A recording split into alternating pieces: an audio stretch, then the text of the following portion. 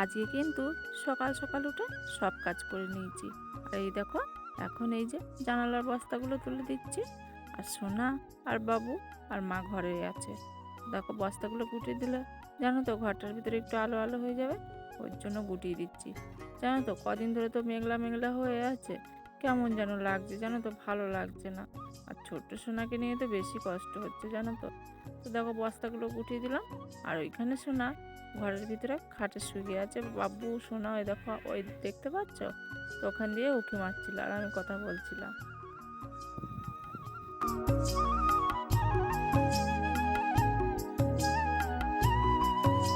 শুভ সকাল আমার প্রিয় বন্ধুরা, তোমরা সবাই কেমন আছো? আশা করি যে যেখান থেকে ভিডিওটা দেখছো সকলে ভালো আছো আর সুস্থ আছো। পশ্চিম বর্ধমান জেলার ছোট্ট একটি গ্রাম থেকে আমি কমলা আমার ব্লগ চ্যানেলে তোমাদের জানাই অনেক অনেক স্বাগত আর অনেক ভালোবাসা গো। তো এখন 7টা বেজে গেছে আর সব কাজ করা হয়ে গেছে। যেহেতু এখন তো আমি পুজোটা করছি না, তো খাবার বানাতে চলে আসলাম। আর কালকে তো মা অষ্টমী করেছিল, মাকে বললাম ভাত আছে খেয়ে নাও। তা মা বলছে না, তোরা ওই গোলা রুটি করছি খেয়ে নেবো আমি, আর বাবু ওই ভাতগুলো খেয়ে নেবে, জানো তো। আর কি হয়েছে, আর এই গ্যাসটা না, এই যে গোলা রুটি করতে করতে শেষ হয়ে গেছিলো।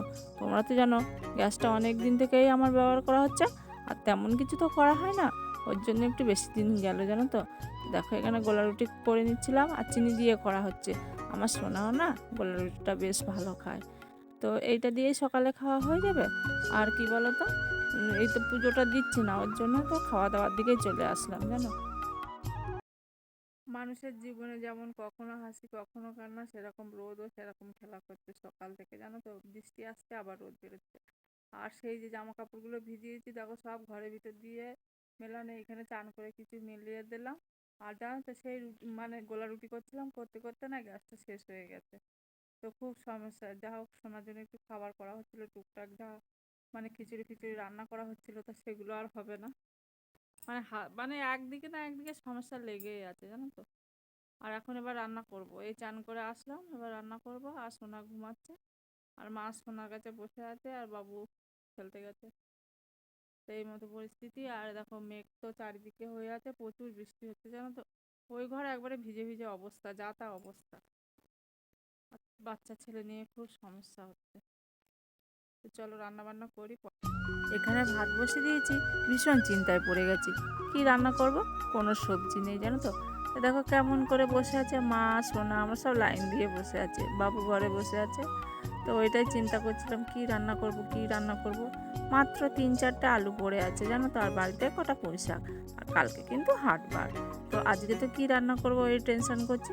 তো বাবুকে বললাম একটু সবিন আনতে, আজকে সবিন রান্না করব।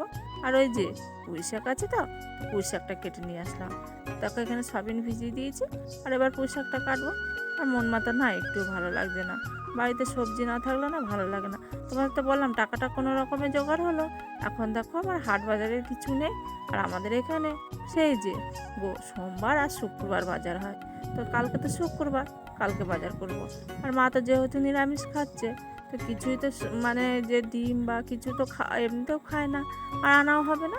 তো দেখো এখানে পুঁই শাকটা কাটছিলাম আর মায়ের সাথে গল্প করছিলাম। মা বলছিল আমাদের আমাদের বাড়িতে সবজির অভাব নেই, আর তুই না খেয়ে খেয়ে মরছিস। বলছি ওটা কপালে লেখা থাকলে ভোগ করতে হয়। তো দেখো এখানে কেটে কুটে নিয়ে চলে আসলাম। আর দেখো এখানে এই যে সয়াবিনগুলো আমি এবার কুচু কুচু করে নিচ্ছি। সয়াবিনগুলো তো আমি একটু কুচু কুচু করে নিই, তোমরা জানো। তো ওই জন্য সয়াবিনগুলো ভিজিয়ে রেখেছিলাম, বেশ ফুলে ফুলে গেছে, ওই জন্য একটু কুচু কুচু করে নিলাম। আর দেখো জলগুলো চেপে চেপে নিচ্ছি। আর বেশ ভালো লেগেছিলো, জানো তরকারিটা। আর নিরামিষ দিনে সয়াবিন করলে ভালো লাগে, আর মা তো পেঁয়াজ রসুন কিছুই খাচ্ছে না, তো নিরামিষভাবেই করা হয়েছিল। দেখো সয়াবিনগুলো আমার এক এক করে নিংড়ে নিংড়ে কেটে নিচ্ছি। আর কি বলো তো, আর অন্য তরকারিও নেই যে আর একটা তরকারি করবো, তো ওই বেশি করে ওই একটা তরকারি করা হয়েছে। এখানে দেখো কড়াইয়ে তেল দিয়ে দিচ্ছি, আর একটু দিয়েছি 5 ফোড়ন আর তেজপাতা। আর আগে থেকে কিন্তু পুঁই শাকটা আর আলুটা আমি সেদ্ধ করে নিয়েছি, জানো তো। তোমাদের সাথে আর শেয়ার করিনি। আর ওখানে কটা কচুও দেওয়া ছিল, মানে যা কিছু ছিল সব পুড়িয়েই আজকে সবজি করেছি। তো কটা কচু ছিল, আলু ছিল আর পুঁই শাক ছিল। একটা সবজি হবে, একটু বেশি হলে ভালো হয়। আর দেখো সয়াবিনটা কিন্তু আমি ভেজে নিয়েছি, আর নুন হলুদ দিয়ে ভাজা হয়ে গেছিলো। আর এবার কিন্তু সয়াবিনটা ওই যে তরকারিটার সঙ্গে দিয়ে দেবো। ওইখানে কিন্তু হলুদ আর নুন দিয়ে দিয়েছি, এবার তরকারিটাকে ভালো করে কষে নেব। তো মা এসেছে আমাদের বাড়িতে, ভালো মন্দ বলতে দেখেছো কেমন খাওয়াচ্ছি। তো দেখো এবার এটা কিন্তু ভালো করে কষা কষা হয়ে যাচ্ছে, এবার এটাকে জল ঢেলে দেবো। তো দেখো এখানে ভালো করে কষে এবার কিন্তু জল ঢেলে দিচ্ছি। আর এই জল ঢেলে দেওয়ার পরে কি বলতো, একটাই তরকারি তো তো একটু বেশি করেই ঝোল দিয়ে দিলাম। তরকারিটা কিন্তু খেতে বেশ হয়েছিল, নিরামিষ হলেও কি বেশ হয়েছিল। আজকে বৃহস্পতিবার বলে আমরা নিরামিষ খাচ্ছি না, শুক্রবারে আমরা নিরামিষ খাই।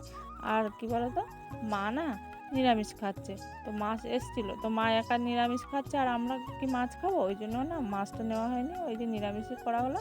আর দেখো এইখানে আমি জিরে বেটে দিচ্ছি, ওই যে লাস্টে জিরে বাটাটা দিয়ে দেবো গো। আর এখানে তরকারিটা কিন্তু খুব সুন্দর হয়েছিল খেতে। দেখো ওইগুলোকে একটু ওই যে খুন্তি দিয়ে ভালো করে গলিয়ে গলিয়ে দিচ্ছি। আর পুঁই শাক দিলে তো এমনিতে কচু দিয়ে পুঁই শাক দিয়ে তার ভিতরে সয়াবিন পড়েছে, তো হেবি সুন্দর হয়েছিল। আর দেখো এই যে জিরে বাটাটা আমি দিয়ে দিলাম, আর বাটিটা কিন্তু ভালো করে ওই যে ঝোলটা তুলে বাটির ভিতরে দিয়ে আবার ঢেলে দিলাম। তো দেখো ভালো করে ঘেটে নিচ্ছি। তরকারিটা কিন্তু আমার হয়ে গেছে, একটা তরকারি হলেও খেতে বেশ ভালো হয়েছিল। আর মা না ডালও খায় না, তাহলে বলো। তো দেখো এইখানে আমার যে তরকারিটা, এটা বাটির, এটা রেখে দিলাম জানো তো, এটা রাত্রে খাবো। আর এই যে হাঁড়ির ওপরে এখানে আছে, এটা মানে আমরা দুপুরে খেয়ে নেবো। তো এই দুই জায়গায় ভাগ করে রেখে দিলাম। এবার কিন্তু সবাই মিলে খেতে বসে গেছি। আর মাকে বলছিলাম, বাড়িতে তো যা হোক তুমি এখন কদিন মাছ ছেড়ে দিচ্ছ, কিন্তু তোমাদের খাওয়া দাওয়া, মা বলছিল তোরা এরকম খাচ্ছিস কষ্ট লাগছে। তো আমি বলছি এরকমই খাওয়া চলছে, কি করব বলো, ওর বাবা পয়সা পাঠাচ্ছে না, যেভাবে একটু বেঁচে থাকতে হবে তাই না, না খেয়ে না পরে মানে কোনো রকমে কষ্ট করে চলছে, জানো তো।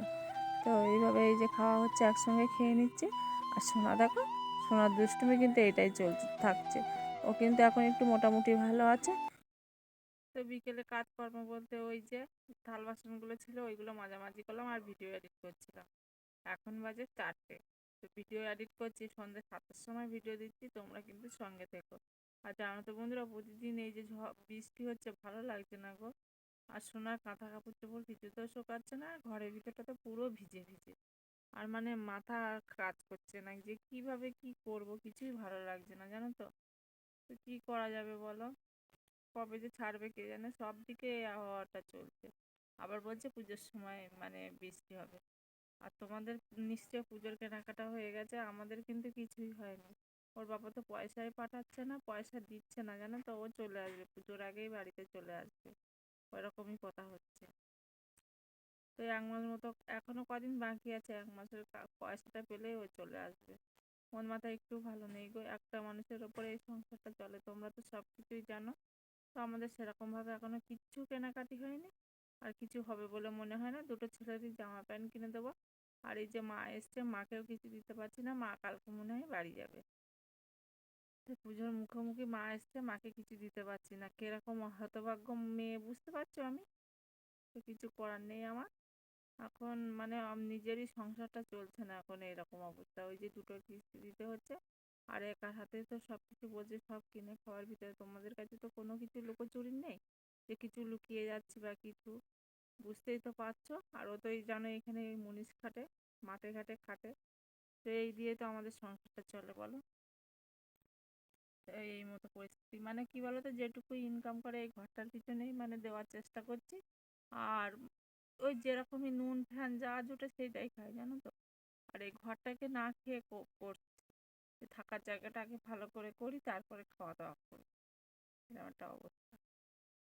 আর দেখতেই তো জিনিসপত্রের কীরকম দাম না দাম। ওই লোন নিয়ে নিয়ে কিছু কিছু করতে হয়, আর ওই মাঝে মাঝে বাইরে যায়, এমন জায়গায় গেছে যে পয়সাটা দিতেই চাইছে না। তো কী করবে বলো তো। আর এই ঘরের দিকে দুটো কিস্তি আমি লোকের কাছ থেকে পয়সা ধার করে করে দিয়েছি, যে কী সমস্যা করে দিয়েছি কী বলবো তোমাদের। তো ভীষণ কষ্ট করে আর মানে দোকানদানিটা বাঁকিয়ে আনছি, উনি ভালো বলেই দিচ্ছে। হ্যাঁ, ভীষণ একটা সমস্যা।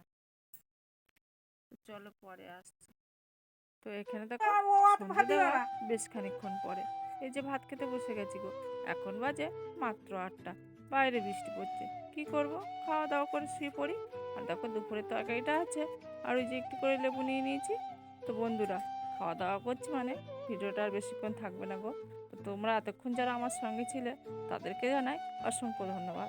আর তোমরা যেভাবে ভালোবাসা দিচ্ছ এভাবে ভালোবাসা দিও, তাহলে আমি এগোতে পারবো। তো আজকের মতো ভিডিওটা এখানে শেষ করছি। তোমরা সবাই ভালো থেকো আর সুস্থ থেকো। দেখা হবে পরবর্তী ব্লগে। আজকের মতো গুড নাইট, টাটা।